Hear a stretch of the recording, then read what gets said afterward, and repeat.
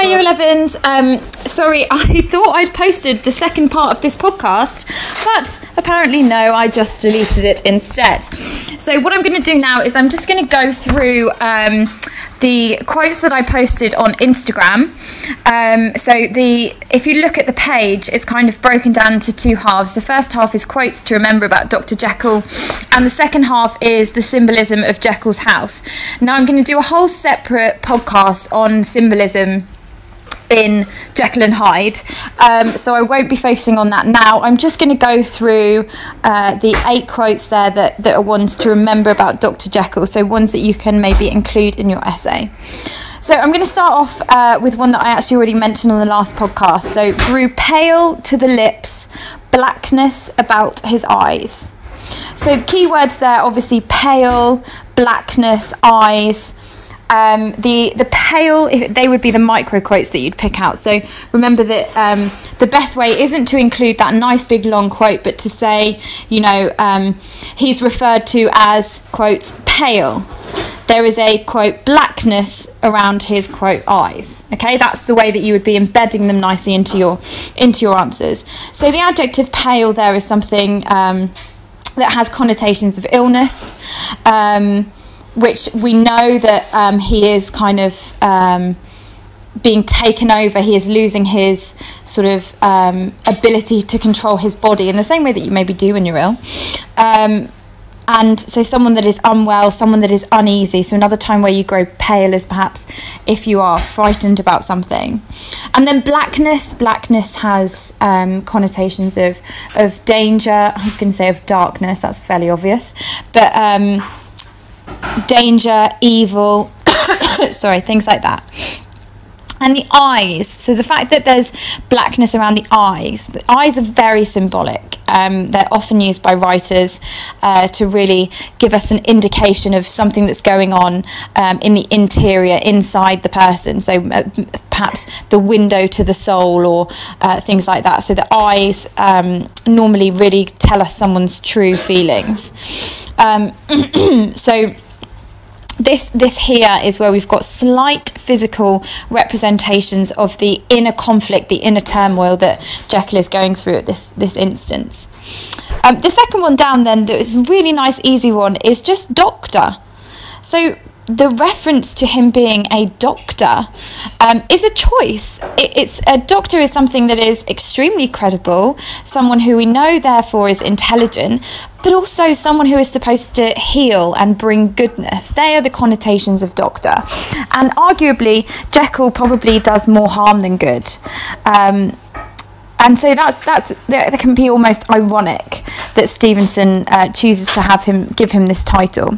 And he's constantly referenced as the doctor. So the reader doesn't ever really get to forget that this is somebody who is supposed to be respected, something that even now, and particularly in Victorian society, would know to be set aside from the general riffraff. You wouldn't expect a doctor to be dabbling in such dark deeds, which adds to the element of the mystery, really. And this duality, that we've got such a good, well-respected half that is covering what is hidden behind. Excuse the pun. Sorry, and excuse my cough. The third one then, delighted me like a wine. So here in this part of the text, Jekyll is talking about how he enjoys the experience of first introducing Hyde.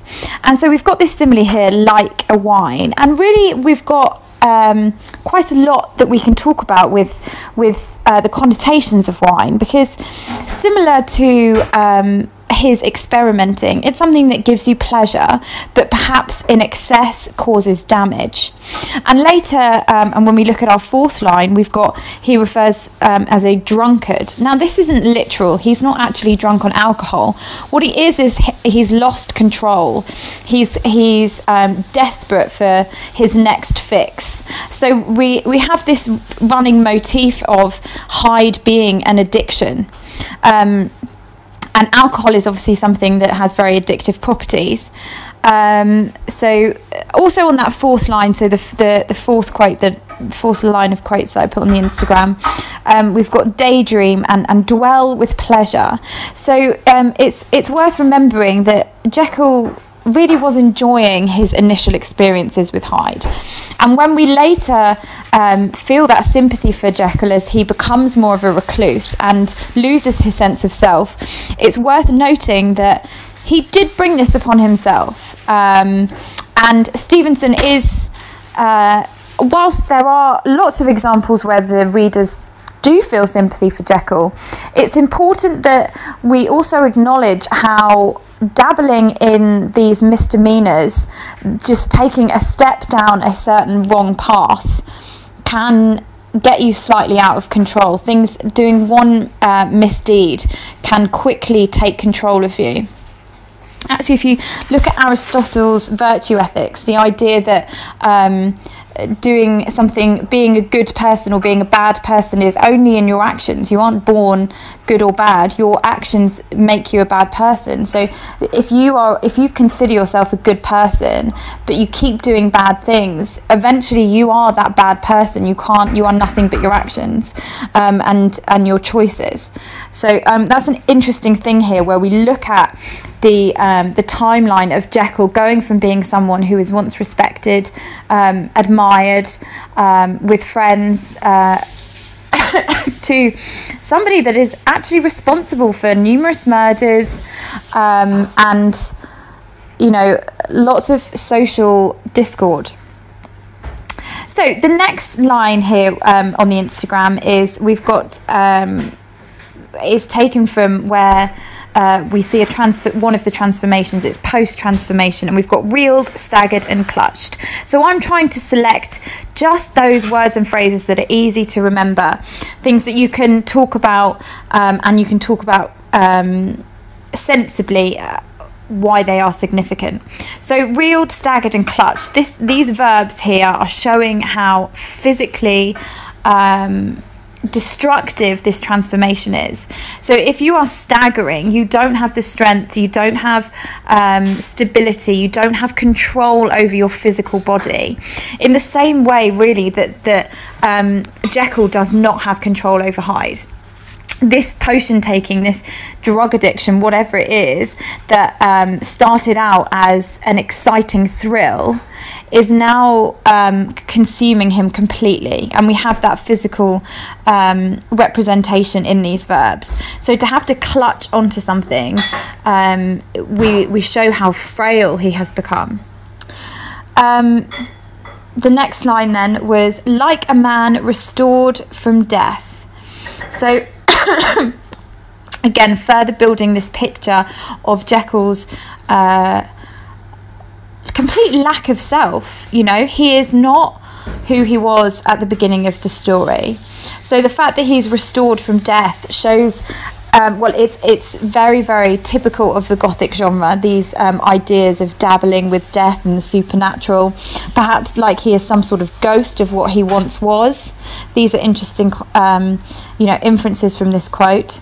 Obviously it's a simile if you're talking about writers' methods, but also I think you want to recognise that Stevenson here is acknowledging this supernatural element, this dabbling between identity and life, and where life begins and where this, where does Jekyll when he stops being Hyde? Is he still alive as Jekyll?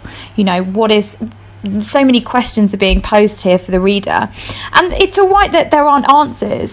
Stevenson didn't have answers, but this was written at a time where everything was being questioned, so it's extremely reflective of the environment. As if you listen to the Context podcast, which I posted a month or two ago, I talk about that quite a lot and the influences there. The next line then, suffered such torments. This is the next one on the Instagram. These are not all from the same page, or obviously they're taken from different parts of the story. But again, we've got torment, the idea of someone taunting. Tormenting is like mocking and ridiculing and causing someone harm on purpose. It's a deliberate action. If I was to torment you, this is not something I do by accident. I'm getting pleasure out of your pain. So he's talking about how he has suffered such torments. Again, the idea of torment and death all linking in with the Gothic genre, very, very representative of this style of novel. And then the last quote then that I just want to talk about and draw your attention to was the chief of sinners, chief of sufferers. So a chief is someone that is in charge, and so here, you know, the most important person in a tribe. So if you had this tribe of sinners, Jekyll is saying, yes, I am there, I am captain of this. He acknowledges that he has done wrong, but what he is saying is that actually he has got his comeuppance. He refers to himself as the chief of sufferers, and we have that juxtaposition there, and the repetition of chief shows how perhaps the sinning led to the suffering. Okay, so it was the structure of that actually goes quite well, because these wrongdoings have caused his downfall. You know, you could say perhaps that this same quote here could be something that perhaps Macbeth would have said before he died. You know, the fact that yes, he was very, very wrong in his actions, and he has suffered because of that.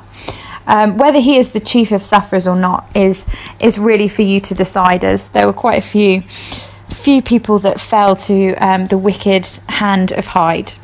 So that was just some quotes to talk about for Dr. Jekyll. I look forward to seeing some of these slipped into your essays this week. And good luck. I will be doing another podcast tomorrow, I think, on the symbolism of Jekyll's house. Have a good evening.